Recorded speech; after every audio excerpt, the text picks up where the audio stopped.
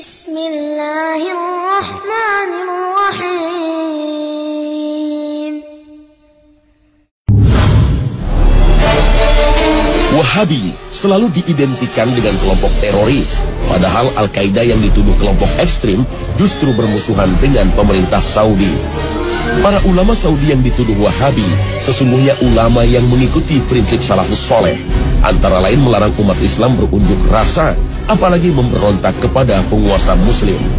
Sejarah Wahabi dalam versi lain banyak diteliti oleh para ilmuwan seperti Hanif James Oliver dan Nathanael DeLong Bass dari Georgetown University, Amerika Serikat. Istilah Wahabi bukan dinisbatkan kepada Muhammad bin Abdul Wahab, tetapi kepada Abdul Wahab bin Abdurrahman bin Rustum yang wafat pada tahun 2011 Hijriah. Sedangkan Muhammad bin Abdul Wahab lahir pada tahun 1151 Hijriah.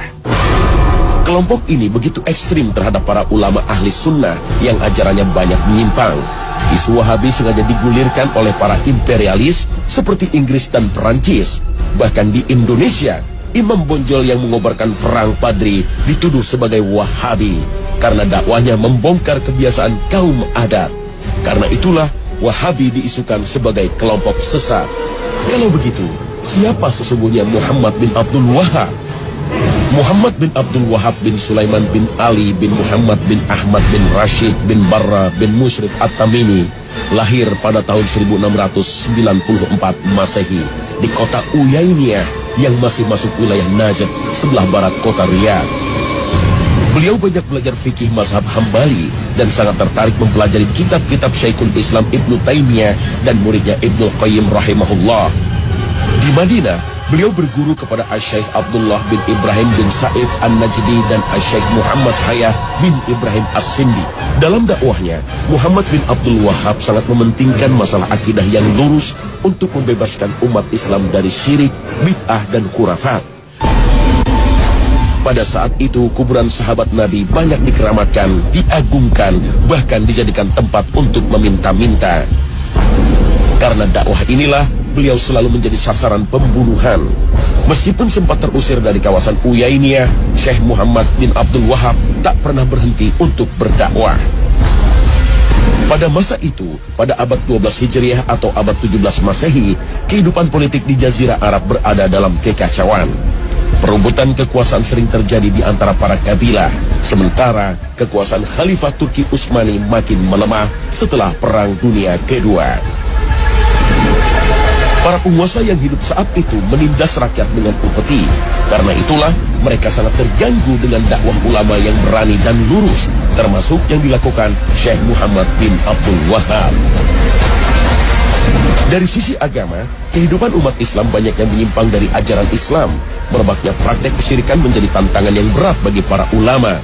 Beruntung, dakwah Muhammad bin Abdul Wahab mendapat dukungan Abdul Aziz bin Saud, pendiri kerajaan Saudi, hingga mampu memberantas kesyirikan dan menegakkan ajaran tauhid. Namun di sisi lain, ada penyeragaman pemahaman keagamaan, baik dari sisi akidah maupun fikih yang hanya mengikuti mazhab Hambali. Karena itulah memicu resistensi dari sebagian ulama yang berbeda faham. Fitnah atau bencana yang menimpa umat Islam sudah diisyaratkan oleh Rasulullah SAW dari Abdullah bin Umar. Nabi berdiri di samping mimbar dan bersabda, "Fitnah di sini dari arah munculnya tanduk setan atau tanduk matahari." Hadis riwayat Bukhari Muslim. Yang dimaksud tanduk setan berada di sebelah timur Madinah, yaitu Najd. Secara bahasa, Najd adalah dataran tinggi, yaitu kawasan yang berada di Irak dan sekitarnya. Tapi ada yang mengartikan Najd adalah tempat kelahiran Syekh Muhammad bin Abdul Wahab dari Bani Tamim yang dituduh membawa bencana perpecahan pada umat Islam. Namun sejatinya dalam berbagai hadis Rasulullah SAW menyatakan bahwa Bani Tamim merupakan keturunan Nabi Ismail yang dicintai oleh Rasulullah. Diriwayatkan dari Abu Hurairah, dia berkata, "Saya akan senantiasa mencintai Bani Tamim karena 3 hal yang pernah saya mendengar dari Rasulullah tentang mereka. Pertama, saya pernah mendengar Rasulullah SAW bersabda, 'Mereka, Bani Tamim, adalah umatku yang paling gigih melawan Dajjal.' Kedua, ada seorang tawanan perempuan dari Bani Tamim di rumah Aisyah. Kemudian Rasulullah bersabda, "Hai Aisyah, bebaskanlah dia karena ia adalah keturunan Ismail." Ketiga, Rasulullah SAW pernah bersabda ketika ada zakat dari Bani Tamim, "Ini adalah zakat kaum kami." Hadis riwayat Bukhari. Namun, dalam hadis lain Rasulullah juga menyatakan dari kalangan Bani Tamim akan muncul kelompok yang membawa bencana bagi umat Islam. Kelompok ini disebut Khawarij, yang mudah mengkafirkan kaum muslim, bahkan tidak segan membunuhnya karena berbeda faham. Diriwayatkan dari Abu Sa'id Al-Khudri radhiyallahu anhu berkata, ketika kami sedang bersama Rasulullah sallallahu alaihi wasallam yang sedang membagi-bagikan pembagian harta, datang Zulhuwaisyrah, seorang laki-laki dari Bani Tamim, lalu berkata, "Wahai Rasulullah, tolong engkau berlaku adil." Maka beliau berkata, "Celakah kamu? Siapa yang bisa berbuat adil kalau aku saja tidak bisa berbuat adil? Sungguh kamu telah mengalami keburukan dan kerugian jika aku tidak berbuat adil." Kemudian Umar berkata, "Wahai Rasulullah, izinkan aku untuk memenggal batang lehernya." Beliau berkata, "Biarkanlah dia, karena dia nanti akan memiliki teman-teman yang salah seorang dari kalian memandang remeh sholatnya dibanding sholat mereka, puasanya dibanding puasa mereka. Mereka membaca Al-Quran, namun tidak sampai ke tenggorokan mereka. Mereka keluar dari agama seperti melesatnya anak panah dari target, hewan buruan." Sebagai seorang muslim, kita harus hati-hati dengan berbagai tuduhan ini, karena akan memicu perpecahan umat. Allah Ta'ala berfirman, "Ya ayyuhalladzina amanu in ja'akum fasiqun binaba'in فتبينوا أن تصيبوا قوما بجهالة فتصبحوا نادمين. Untuk memahami pemikiran Syekh Muhammad bin Abdul Wahab tidaklah sulit. Berbagai buku karyanya bisa dijadikan rujukan hingga kita tidak mudah terbawa isu negatif. Syekh Muhammad bin Abdul Wahab pernah menulis surat kepada penduduk Qasim untuk membantah berbagai fitnah seperti dikutip dalam berbagai kitab seperti karya Mas'ud An-Nadawi yang berjudul Muhammad bin Abdul Wahab Muslih Mazlum, karya Abdul Aziz Abdul Latif yang berjudul Da'awi Munawi'in li Dakwah Muhammad bin Abdul Wahab, atau buku karya Syekh Soleh Fauzan yang berjudul Min A'lam Al-Mujaddidin. Salah satu yang dibantah beliau adalah tuduhan bahwa dirinya mengingkari berbagai kitab imam mazhab dan mengatakan bahwa perbedaan pendapat antara para ulama sebagai bencana. Dalam salah satu kitabnya, Usul Salatah, beliau banyak mengutip pendapat Imam Syafi'i dan Ibnu Katsir. Inilah sebagai bukti kecintaan beliau kepada para imam mazhab, tidak hanya berpegang kepada mazhab Hambali. Syekh Muhammad bin Abdul Wahab dituduh mengharamkan ziarah kubur, mengkafirkan orang yang bertawassul, dan berencana menghancurkan kubah yang berada di atas makam Rasulullah. Menjadikan makhluk sebagai perantara doa kepada Allah atau disebut tawassul menjadi perdebatan di antara para ulama.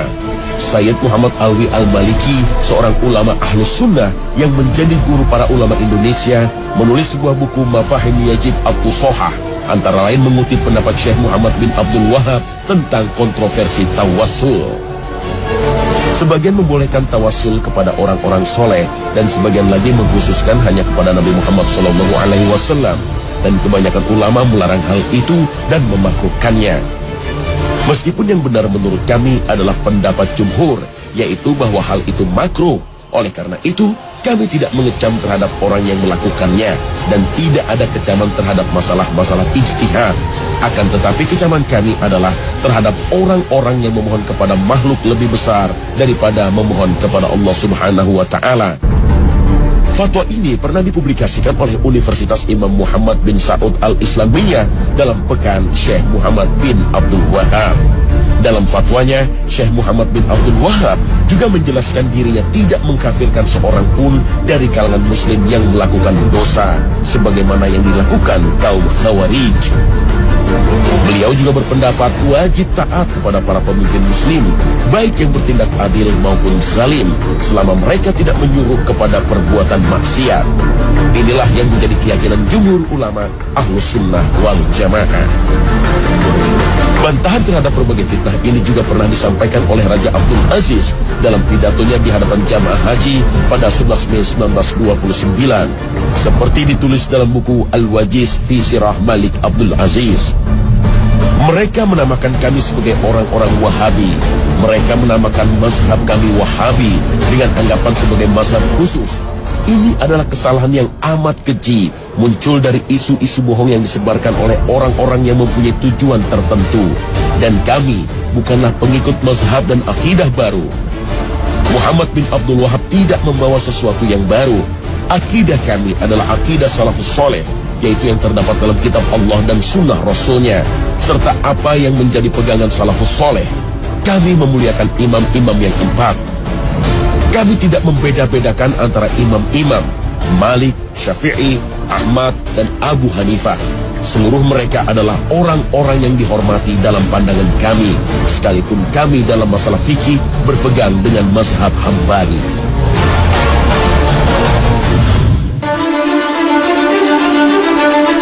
Istilah Wahabi bukanlah hal baru. Dahulu sempat disematkan pada para da'i dari kalangan Muhammadiyah, Persis, dan Al-Irsyad yang gigih memberantas tradisi yang berbau kesyirikan. Karena dalam akidahnya, mereka lebih banyak merujuk kepada Ibnu Taimiyah, misalnya tidak mengenal takwil untuk mengartikan tangan atau singgasana Allah. Namun, zat dan sifatnya tidak bisa disamakan dengan tangan manusia atau singgasana raja. Gerakan Muhammadiyah, Persis, dan Al-Irsyad banyak terinspirasi dengan doktrin Muhammad Abduh yang menyuarakan gerakan tajdid atau pembaharuan Islam. Muhammad Abduh mengajak umat Islam meninggalkan praktek tarekat dan tidak lagi terikat dalam pendapat imam mazhab. Kemudian umat Islam harus merumuskan kembali doktrin Islam sesuai dengan perkembangan zaman.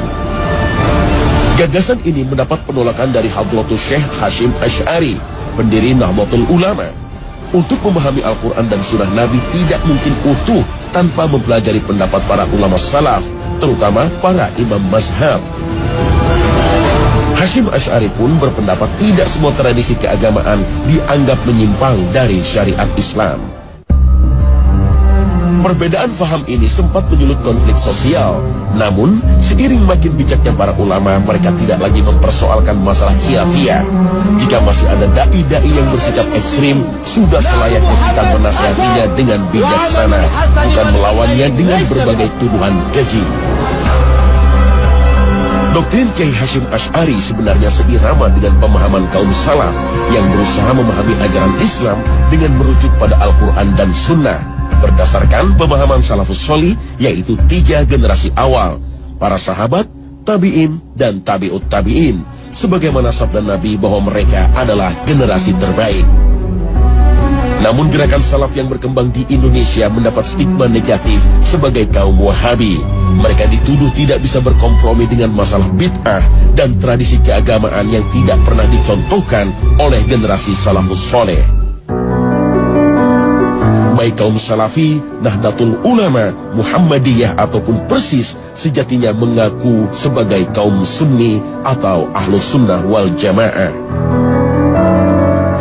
Menurut Imam Ibnu Jauzi, tidak diragukan lagi orang yang mengikuti sunnah Rasulullah SAW dan para sahabatnya adalah Ahlus Sunnah. Sedangkan yang dimaksud wal Jamaah adalah mereka yang bersatu di atas kebenaran dengan mengikuti pemahaman para sahabat, tabi'in, dan orang-orang yang mengikuti mereka. Perbedaan faham di antara para ulama tidak seharusnya merusak ukhuwah Islamiyah. Imam Malik rahimahullah berkata, percekcokan dan perdebatan dalam ilmu itu menghilangkan cahaya ilmu dari hati seorang hamba. Sementara Imam Asy-Syafi'i rahimahullah berkata, percekcokan dalam agama itu mengeraskan hati dan menanamkan kedengkian yang sangat. Perbedaan faham mungkin tidak bisa dihindarkan, tetapi seringkali kita mudah memberikan stigma negatif karena hanya berbeda faham. Begitu pula sebaliknya, mungkin kita gampang memvonis sesat atau syirik kepada sesama muslim. Al-Quran telah memberi panduan untuk orang-orang beriman agar menjauhi pertengkaran dengan kata-kata yang melukai saudara kita. Allah Ta'ala berfirman, dan katakanlah kepada hamba-hambaku, hendaklah mereka mengucapkan perkataan yang lebih baik. Benar, sesungguhnya setan itu menimbulkan perselisihan di antara mereka. Sesungguhnya setan itu adalah musuh yang nyata bagi manusia. Al-Quran Surah Al-Isra ayat 53.